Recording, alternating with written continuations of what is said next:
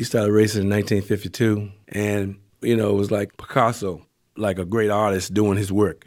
And he was in that car, and he was doing his work.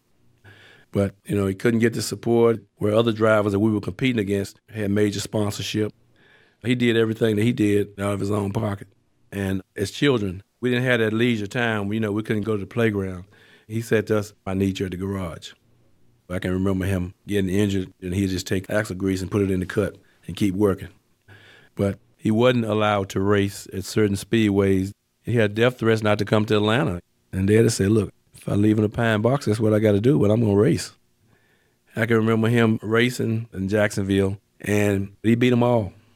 But they wouldn't drop the checkered flag. And then when they did drop the checkered flag, they had my father in third place. One of the main reasons they gave was there was a white beauty queen, and they always kissed the driver. He finally got the money. But, of course, the trophy was gone. The fans were gone. The beauty queens were gone. Did he ever consider not racing anymore? Never. That was one of my daddy's saying. When it's too tough for everybody else, it's just right for me. Like I can remember one time when we were racing Atlanta 500, and he was sick. He needed an operation. And I said, "Daddy, we don't have to race today." He whispered to me and said, "Lift my legs up," and put me in the car. He drove 500 miles that day.